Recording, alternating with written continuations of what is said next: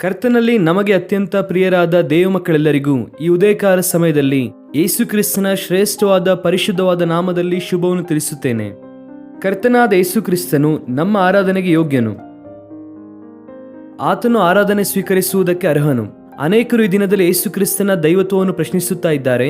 ಆತನು ದೇವರಲ್ಲ ಎಂಬುದಾಗಿ ವಾದಿಸುವವರು ಅನೇಕರಿದ್ದಾರೆ. ಆದರೆ ದೇವರು ನಮಗೆ ಹೇಳುತ್ತಾ ಇರುವಂತಹ ಸತ್ಯ, ವಾಕ್ಯವು ದೃಢೀಕರಿಸುತ್ತಾ ಇರುವಂತಹ ಸತ್ಯ, ಕರ್ತನಾದ ಯೇಸು ಕ್ರಿಸ್ತನು ಆರಾಧನೆಗೆ ಯೋಗ್ಯನು. ನಿನ್ನೆ ಇವತ್ತು ನಿರಂತರವೂ ಕೂಡ ಏಕರೀತಿಯಲ್ಲಿರುವಂತಹ ದೇವರು. ಅಂತಹ ದೇವರನ್ನು ಹೊಂದಿರುವುದಕ್ಕೆ ನಮ್ಮ ಪ್ರಾಣಪ್ರಿಯನಾದ ಕರ್ತನನ್ನು ಆರಾಧಿಸುವುದಕ್ಕೆ ಅತಿಶಯ ಪಡಬೇಕು. ಎಲ್ಲಾ ವೇಳೆಯಲ್ಲೂ ಕರ್ತನನ್ನು ಆರಾಧಿಸುತ್ತಾ ಆತನನ್ನು ಸ್ತುತಿಸುತ್ತಾ ಆತನ ಮಹಿಮೆಗೋಸ್ಕರ ನಾವು ಜೀವಿಸಬೇಕು. ನಾವು ಪ್ರತಿದಿನ ಬೆಳಗ್ಗೆ ಎದ್ದ ನಂತರ ಸ್ವಲ್ಪ ಸಮಯ ಪ್ರಾರ್ಥನೆ ಮಾಡಿ ದೇವರ ವಾಕ್ಯ ಓದಿದ ನಂತರ ಸತ್ಯವೇದದಿಂದ ಒಂದು ವಾಗ್ದಾನವನ್ನು ನಾವೆಲ್ಲರೂ ಕೂಡ ಧ್ಯಾನಿಸುತ್ತಾ ಇದ್ದೇವೆ. ಈ ಧ್ಯಾನದ ನಿಮಿತ್ತವಾಗಿ ನಿಮ್ಮಲ್ಲಿ ಅನೇಕರು ಆಧ್ಯಾತ್ಮಿಕವಾಗಿ ಆಶೀರ್ವದಿಸಲ್ಪಡುತ್ತಾ ಇದ್ದೀರಾ. ಆದ್ದರಿಂದ ಕರ್ತನಿಗೆ ಸ್ತೋತ್ರ ಮಾಡುತ್ತೇವೆ. ಈ ದಿನದ ಧ್ಯಾನಕ್ಕಾಗಿ ಸತ್ಯವೇದವನ್ನು ತೆಗೆದು 84ನೇ ಕೀರ್ತನೆ 3ನೇ ವಾಕ್ಯವನ್ನು ನಾವು ಓದೋಣ. Sam's 84 and verse 3. ಆಹಾ, ಸೇನಾಧೀಶ್ವರನಾದ ಯೆಹೋವ ದೇವರೇ, ನನ್ನ ಅರಸನೇ, ನಿನ್ನ ವೇದಿಗಳ ಸಮೀಪದಲ್ಲಿಯೇ ಗುಬ್ಬಿಗೆ ಮನೆಯು ಪಾರಿವಾಳಕ್ಕೆ ಮರಿಮಾಡುವ ಗೂಡು ದೊರಕಿತಲ್ಲ. 84ನೇ ಕೀರ್ತನೆಯನ್ನು ಕೊರಾಹಿಯರು ಬರೆದಂತಹ ಕೀರ್ತನೆಯಾಗಿ ನಾವು ನೋಡುತ್ತೇವೆ. ಗಿತ್ತಿಯ ರಾಗದಿಂದ ಹಾಡಿದಂತಹ ಕೀರ್ತನೆ ಇದು. ಪೂರ್ವ ದಿನದಲ್ಲಿ ಕೀರ್ತನೆಯನ್ನು ಹಾಡುತ್ತಾ ಇದ್ದರು. ಈಗ ನಮಗೆ ಅಷ್ಟು ಸಮಯ ಇಲ್ಲದೆ ಇರುವುದರಿಂದ, ರಾಗ ಏನೆಂದು ಗೊತ್ತಿಲ್ಲದೆ ಇರುವುದರಿಂದ ಓದುತ್ತಾ ಇದ್ದೇವೆ. ಪೂರ್ವ ದಿನದಲ್ಲಿ ಕೀರ್ತನೆಯನ್ನು ಹಾಡುತ್ತಾ ಇದ್ದರು. 84ನೇ ಕೀರ್ತನೆಯಲ್ಲಿ ಬಹಳ ಅಮೂಲ್ಯವಾದ ಶ್ರೇಷ್ಠವಾದ ಸಂಪತ್ತು ಅಡಕವಾಗಿದೆ. ಒಂದೊಂದು ವಾಕ್ಯದಲ್ಲೂ ಅನೇಕ ಆಧ್ಯಾತ್ಮಿಕ ಮೌಲ್ಯಗಳನ್ನು ನಾವು ನೋಡುತ್ತೇವೆ. ಕೊರಾಹಿಯರು ಅವರು ಆರಾಧಿಸುತ್ತಾ ಇದ್ದಂತಹ ದೇವರ ಕುರಿತಾದ ತಿಳುವಳಿಕೆ ಕುರಿತಾಗಿ ಬಹಳ ಸ್ಪಷ್ಟವಾಗಿ ಬರೆಯುತ್ತಾರೆ. ಯಾರಾದರೂ ಅವರ ಬಳಿಗೆ ಹೋಗಿ, ಕೊರಾಹಿಯರೇ, ನೀವು ಆರಾಧಿಸುತ್ತಾ ಇರುವಂತಹ ದೇವರು ಎಂತವರೆಂಬುದಾಗಿ ಕೇಳಿದರೆ, ಅವರು ಒಳ್ಳೆಯ ತಿಳುವಳಿಕೆಯನ್ನು ಹೊಂದಿದ್ದಾರೆ, ದೇವರ ಕುರಿತಾದ ತಿಳುವಳಿಕೆಯನ್ನು ಹೊಂದಿದ್ದಾರೆ. ಎಂತಹ ದೇವರು ಅಂದರೆ ಆತನು ಸೈನ್ಯಗಳ ಅಧಿಪತಿಯಾಗಿರುವ ಯೆಹೋವ ದೇವರೆನ್ನುವಂತಹ ಮಾತು, ನನ್ನ ದೇವರೇ, ನನ್ನ ಅರಸನೇ ಎನ್ನುವಂತಹ ಮಾತನ್ನು ಉಪಯೋಗಿಸುತ್ತಾರೆ. Lord of host, my lord and my king. ನನ್ನ ದೇವ, ಮೈ ಗಾಡ್ ಅಂಡ್ ಮೈ ಕಿಂಗ್. ನೀವು ಸೇನಾಧೀಶ್ವರನಾದಂತಹ ಯೆಹೋವ. ಅಂತಹ ತಿಳುವಳಿಕೆ ನಮಗೆ ಇದೆಯಾ? ಈ ಉದಯಕಾಲ ಸಮಯದಲ್ಲಿ ದೇವರ ಮಕ್ಕಳಾಗಿ ಕರೆಯಲ್ಪಡುತ್ತಾ ಇರುವಂತಹ ನಾವು, ದೇವರ ಕೃಪೆಯಲ್ಲಿ ಬೆಳೆಯುತ್ತಾ ಇದ್ದೇವೆ ಎಂದು ಪ್ರಕಟಿಸಿಕೊಳ್ಳುತ್ತಾ ಇರುವಂತಹ ನಾವು, ದೇವರ ಕುರಿತಾದ ಸರಿಯಾದ ತಿಳುವಳಿಕೆ ಇದೆಯಾ? ನಮ್ಮ ದೇವರು ಸೇನಾಧೀಶ್ವರನಾದಂತಹ ದೇವರು. ಆತನು ಮಾತನಾಡಿದರೆ ಸೈನ್ಯಗಳು ಕದಲುತ್ತದೆ. ಒಂದೊಂದು ದೇಶಕ್ಕೂ ಆ ದೇಶವನ್ನು ರಕ್ಷಿಸುವಂತಹ ಸೈನ್ಯ, ಆ ಸೈನ್ಯಕ್ಕೆ ಒಬ್ಬ ಅಧಿಕಾರಿಯು ಇರುತ್ತಾನೆ. ಆ ಅಧಿಕಾರಿಯು ಏನನ್ನು ಹೇಳುತ್ತಾನೋ ಆ ಸೈನ್ಯವೆಲ್ಲವೂ ಕೂಡ ಅದನ್ನೇ ಮಾಡುತ್ತಾರೆ. ಎಲ್ಲಿ ಹೋಗಿ ಅಂದ್ರೆ ಅಲ್ಲಿ ಹೋಗುತ್ತಾರೆ, ಎಲ್ಲಿ ಹೋಗಬೇಡಿ ಅಂದ್ರೆ ಅಲ್ಲಿ ಹೋಗದೇ ಇರುತ್ತಾರೆ. ಇಂಥದನ್ನು ತಿನ್ನಿ ಅಂದ್ರೆ ಅದನ್ನು ತಿನ್ನುತ್ತಾರೆ, ಇಲ್ಲಿ ಇರಿ ಅಂದ್ರೆ ಅಲ್ಲಿ ಇರುತ್ತಾರೆ ಅಲ್ವಾ? ಆ ಕಮಾಂಡರ್ಗೆ ಆ ಪವರ್ ಇದೆ. ಸೈನ್ಯಕ್ಕೆ ಅವನು ಅಧಿಕಾರಿ ಆಗಿರುವಾಗ ಅವರೆಲ್ಲರೂ ಕೂಡ ಆತನ ಮಾತನ್ನು ಕೇಳುತ್ತಾರೆ. ಮತ್ತು ದೇವರು ಸೈನ್ಯಗಳ ಅಧಿಪತಿ ಎಂಬುದಾಗಿ ವಾಕ್ಯವು ತಿಳಿಸುತ್ತಾ ಇದ್ದರೆ, ಆತನ ಸ್ವರಕ್ಕೆ ಆತನ ಸೈನ್ಯವು ವಿಧೇಯರಾಗುತ್ತಾರೆ. ಆತನು ಸರ್ವವನ್ನು ಕೂಡ ತನ್ನ ಅಧೀನದಲ್ಲಿ ಇಟ್ಟುಕೊಂಡಿರುವಂತಹ ದೇವರು, ಸರ್ವಾಧಿಕಾರಿಯಾಗಿರುವ ದೇವರು. ಆದ್ದರಿಂದಲೇ ಯೇಸು ಕ್ರಿಸ್ತನು ಈ ಲೋಕದಲ್ಲಿದ್ದಾಗ ಹೇಳುತ್ತಾರೆ, ನನಗೆ ಸರ್ವಾಧಿಕಾರವು ಕೊಡಲ್ಪಟ್ಟಿದೆ ಎಂಬುದಾಗಿ ಹೇಳುತ್ತಾರೆ. ಆತನ ಕರದಲ್ಲಿ ಸರ್ವಾಧಿಕಾರವೂ ಇದೆ. ಆತನು ಸಮಸ್ತವನ್ನು ಮಾಡುವ ಆತನು. ಯಾವ ಕಾರ್ಯವು ನಿನ್ನ ಜೀವಿತದಲ್ಲಿ ಅಸಾಧ್ಯವಾಗಿ ಉಳಿದಿದೆಯೋ, ಯಾವ ವಿಷಯವೂ ಆಗುವುದಿಲ್ಲ ಎಂಬುದಾಗಿ ನೀನು ಅಂದುಕೊಂಡಿದ್ದೀಯೋ, ಅದನ್ನು ನೆರವೇರಿಸಿ ತೋರಿಸುವಂತ ದೇವರು ಆತನಾಗಿದ್ದಾನೆ. ಅದನ್ನು ನೆರವೇರಿಸುವಂತ ದೇವರು ಆತನು. ಬೈಬಲ್ ನೀವು ಯಾರನ್ನು ಬೇಕಾದ್ರೂ ತೆಗೆದುಕೊಳ್ಳಿ, ಆಗುವುದಿಲ್ಲ ಎನ್ನುವಂತ ವಿಷಯವನ್ನು ದೇವರು ಮಾಡಿ ತೋರಿಸುತ್ತಾರೆ. ಸೈನ್ಯಗಳ ಅಧಿಪತಿಯಾಗಿರುವ ದೇವರು ಆತನು. ಸ್ಪಷ್ಟವಾದ ಅಧಿಕಾರ ಹೊಂದಿರುವಂತಹ ದೇವರು ಆತನು. ಅಧಿಪತಿಯಾಗಿರುವಂತಹ ದೇವರು. ಆತನು ಮಾತನಾಡಿದರೆ ಅದ್ಭುತ ನಡೆಯುತ್ತದೆ, ಆತನು ಆದೇಶಿಸಿದರೆ ಅದ್ಭುತ ನಡೆಯುತ್ತದೆ. ಹೊಸ ಒಡಂಬಡಿಕೆಯಲ್ಲಿ ಜಕರಿಯ ಹಾಗೂ ಎಲಿಜಬೆತ್ ಎನ್ನುವಂತಹ ಒಂದು ದಂಪತಿಯನ್ನು ನೋಡುತ್ತೇವೆ. ಅವರು ನೀತಿವಂತರು, ದೇವರನ್ನು ಹಿಂಬಾಲಿಸುವವರು, ಆತನ ಮಾರ್ಗದಲ್ಲಿ ನಡೆಯುವಂತವರು. ಆಗಿದ್ದಾಗಲೂ ಕೂಡ ಅವರಿಗೆ ಒಂದು ಕೊರತೆ ಇದೆ.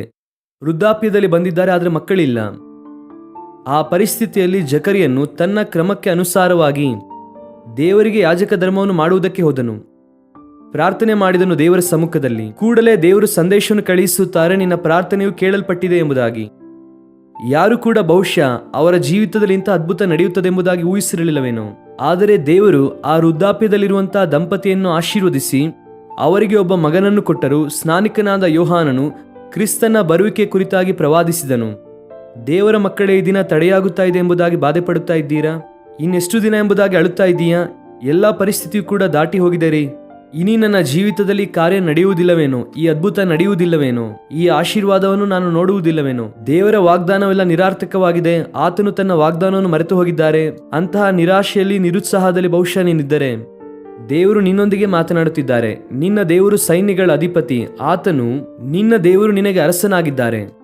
ಈಗ ಇಂತಹ ದೇವರು ಮಾಡುತ್ತಾ ಇರುವಂತಹ ಒಳಿತು ಏನೆಂದರೆ, ನಿನ್ನ ಯಜ್ಞವೇದಿಯ ಬಳಿಯಲ್ಲಿ ಗುಬ್ಬಿಗೆ ಮನೆಯು, ಪಾರಿವಾಳಕ್ಕೆ ಮರಿ ಮಾಡುವ ಗೂಡು ದೊರಕಿತಲ್ಲ ಎನ್ನುವಂಥ ವಾಗ್ದಾನವನ್ನು ದೇವರು ಮಾಡುತ್ತಾರೆ. ಕೊರಾಹಿಯರು ತಮ್ಮನ್ನು ತಾವು ಗುಬ್ಬಿಗೆ ಹಾಗೂ ಪಾರಿವಾಳಕ್ಕೆ ಹೋಲಿಸಿಕೊಳ್ಳುತ್ತಾರೆ. ಸರಿ, ಇದೆಲ್ಲವನ್ನು ಕೂಡ ಹೆಚ್ಚಾಗಿ ಧ್ಯಾನಿಸುವುದಕ್ಕೆ ನಮಗೆ ಸಮಯ ಇಲ್ಲ. ಆದರೆ ಸ್ಪ್ಯಾರೋಸ್ ಅಂಡ್ ಸ್ವಾಲೋಸ್ ಇವೆರಡು ಮಾತನ್ನು ನಾವು ನೋಡುವುದಾದರೆ, ಗುಬ್ಬಿ ಎನ್ನುವಂಥದ್ದು ವೆರಿ ಇನ್ಸಿಗ್ನಿಫಿಕೆಂಟ್ ಬರ್ಡ್, ಬಹಳ ಬಲಹೀನವಾದ, ಪ್ರಾಮುಖ್ಯವಲ್ಲದೇ ಇರುವಂತಹ ಒಂದು ಪಕ್ಷಿ. ದೇವರು ಅವುಗಳನ್ನು ಕೂಡ ಕೇರ್ ಮಾಡುತ್ತಾರೆ ಎನ್ನುವಂಥದ್ದು ಆ ವಾಕ್ಯದ ಸಾರಾಂಶವಾಗಿದೆ. ಎರಡನೆಯದಾಗಿ, ಪಾರಿವಾಳವು ರೆಸ್ಟ್ಲೆಸ್ನೆಸ್ಗೆ ಸಾದೃಶ್ಯವಾಗಿದೆ. ಅದು ಯಾವಾಗಲೂ ತಿರುಗುತ್ತಲೇ ಇರುತ್ತದೆ, ಏನೋ ಕೆಲಸ ಇರುವ ಹಾಗೆ. ಅದಕ್ಕೆ ವಿಶ್ರಾಂತಿ ಎನ್ನುವಂಥದ್ದು ಇರುವುದಿಲ್ಲ. ಯಾವಾಗಲೂ ತಿರುಗುವುದು, ಆತಂಕ, ಕಳವಳ. ರೆಸ್ಟ್ಲೆಸ್ನೆಸ್ಗೆ ಸಾದೃಶ್ಯವಾಗಿದೆ ಪಾರಿವಾಳವು. ಅಂತಹ ಪಾರಿವಾಳಕ್ಕೆ ನಿಮ್ಮ ಬಳಿಯಲ್ಲಿ ಮರಿ ಮಾಡುವಂತಹ ಗೂಡು ದೊರಕಿದೆ ದೇವ. ಹಾಗೆ ರೆಸ್ಟ್ಲೆಸ್ ಆಗಿ ತಿರುಗುತ್ತಾ ಇರುವಂತಹ ಪಾರಿವಾಳವು ಕೂಡ ಬಂದು ನಿನ್ನ ಬಳಿ ವಿಶ್ರಾಂತಿ ತೆಗೆದುಕೊಳ್ಳುತ್ತದೆ. ಎಷ್ಟು ಸುಂದರವಾದ ಹೋಲಿಕೆ! ಹೌದು, ಅನೇಕ ಸಾರಿ ನಮ್ಮ ಜೀವಿತದಲ್ಲಿ ಬಲಹೀನರಾಗಿದ್ದೇವೆ, ಇನ್ಸಿಗ್ನಿಫಿಕೆಂಟ್ ಆಗಿದ್ದೇವೆ. ನಾನು ಏನು ಮಾಡುತ್ತೇನೆ ರೀ, ನನ್ನಿಂದ ಏನಾಗುತ್ತದೆ? ನನ್ನ ಬ್ಯಾಕ್ಗ್ರೌಂಡ್ ಏನು ರೀ? ನನ್ನ ತಂದೆ ತಾಯಿ ಬಹಳ ಬಡವರು ರೀ. ನಾನು ಬೆಳೆದಂತಹ ಗ್ರಾಮ ಬಹಳ ಬಡ ಗ್ರಾಮ ರೀ. ಸರಿಯಾದ ಬ್ಯಾಕ್ಗ್ರೌಂಡ್ ಇಲ್ಲ, ಸರಿಯಾದ ಎಮ್ಯುನಿಟೀಸ್ ಇಲ್ಲ ರೀ, ಸರಿಯಾದ ಫೆಸಿಲಿಟೀಸ್ ಇಲ್ಲ ರೀ. ಕೆಲವರು ಯಾವಾಗಲೂ ಇದೇ ಬಾಧೆಯಲ್ಲಿ ಇರುತ್ತಾರೆ. ಕೆಲವರು ಆತಂಕ, ಕಳವಳ, ನಿರಾಶೆ, ಜಯಕ್ಕೋಸ್ಕರ ಆ ಕಡೆ ಈ ಕಡೆ ತಿರುಗಾಡಿ ಸಕ್ಸಸ್ ಅನ್ನು ಸಾಧಿಸುವುದಕ್ಕೆ ಅದನ್ನು ಮಾಡಬೇಕು, ಇದನ್ನು ಮಾಡಬೇಕೆಂದು ಮಾಡುವುದು, ಎಲ್ಲೆಲ್ಲ ಓಡಿ ಹೋಗುವುದು, ಯಾರ ಸುತ್ತಲೂ ತಿರುಗುವುದು, ಎಷ್ಟೋ ಪರಿಸ್ಥಿತಿಯಲ್ಲಿ ಹಾದು ಹೋಗುವಂತಹ ಜನರು. Come to the feet of God, ದೇವರ ಬಳಿಗೆ ಬಾ. ಆತನ ಪಾದದ ಬಳಿಯಲ್ಲಿ ನಿನಗೆ ವಿಶ್ರಾಂತಿ ಇದೆ. ಆತನ ಪಾದದ ಬಳಿಯಲ್ಲಿ ಆತನು ಕೇರ್ ಮಾಡುತ್ತಿದ್ದಾನೆ, ನಿನ್ನ ಕುರಿತಾಗಿ ಆಲೋಚಿಸುತ್ತಿದ್ದಾನೆ. ನೀನು ಲೋಕದ ದೃಷ್ಟಿಯಲ್ಲಿ ಬಲಹೀನನಾಗಿರಬಹುದು, ದೇವರ ದೃಷ್ಟಿಯಲ್ಲಿ ಅಲ್ಲ. ಆತನು ತನ್ನ ಬಲದಿಂದ ತುಂಬಿಸಬೇಕೆಂದು ಕೋರುತ್ತಿದ್ದಾರೆ. ಆತಂಕದಿಂದ, ಕಳವಳದಿಂದ, ನಿರುತ್ಸಾಹದಿಂದ ಆ ಕಡೆ ಈ ಕಡೆ ತಿರುಗಾಡುತ್ತಾ ಇರುವಂತಹ ನೀನು ಆತನ ಶಾಂತಿ, ಸಮಾಧಾನದಿಂದ, ಆತನ ಆದರಣೆಯಿಂದ ತುಂಬಿ ತನ್ನ ಮಹಿಮೆಗೋಸ್ಕರವಾಗಿ ಉಪಯೋಗಿಸಬೇಕೆಂದು ದೇವರು ಬಯಸುತ್ತಿದ್ದಾರೆ. ಈ ದಿನ ಬರುತ್ತೀಯ ದೇವರ ಬಳಿಗೆ, ಈ ವಾಗ್ದಾನವನ್ನು ಕ್ಲೇಮ್ ಮಾಡಿರಿ. ದೇವರು ನಿಮ್ಮನ್ನು ಆಶೀರ್ವದಿಸುತ್ತಾರೆ, ಬಲಪಡಿಸುತ್ತಾರೆ, ಬಲವಾದ ತನ್ನ ಚಿತ್ತವನ್ನು ನಿಮ್ಮ ಜೀವಿತದಲ್ಲಿ ಪ್ರಕಟಿಸುತ್ತಾರೆ. ಪ್ರಾರ್ಥನೆ.